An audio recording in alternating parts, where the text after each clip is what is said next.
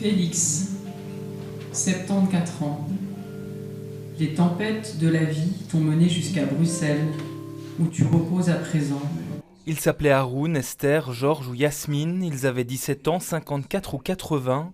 Des profils divers, mais un point commun, ces personnes sans abri sont mortes en 2023, victimes de la rue. Ce sont des personnes qui sont retrouvées dans la rue et malheureusement, ils y sont morts, comme beaucoup. Et malheureusement, il y en a très peu qui sachent en sortir, quoi. Avec la volonté ici de leur rendre hommage, eux qui ont souvent eu des funérailles sans fioriture. Un à un, les 82 noms de 2023 sont cités, c'est plus qu'en 2022. Yves a vécu 12 ans dans la rue, lui y a survécu. Ce que les gens imaginent, c'est que la rue, c'est tellement facile. On ne paye pas de contribution, on ne paye pas ceci, on ne paye pas cela. En fait, la rue, c'est une guerre sans fin. Et surtout, c'est un travail. Le matin, on va se lever. On va se dire où est-ce qu'on va prendre sa douche. À midi, on va se dire tiens, où est-ce qu'on va aller manger.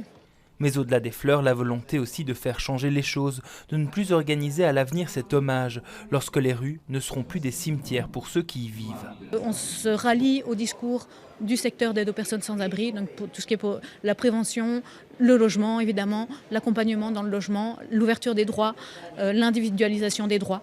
Avec l'espoir de voir un changement après les élections, et cela alors même que beaucoup de sans-abri ne pourront pas voter ce 9 juin. Ça dépend de leur statut administratif. Voilà, donc c'est aussi tout un grand défi de pouvoir avoir une adresse. Et voilà, donc certaines personnes pourront voter, d'autres, beaucoup en seront exclus. 10 ans cette année que le collectif des morts de la rue existe. En une décennie, ils ont enterré 998 personnes.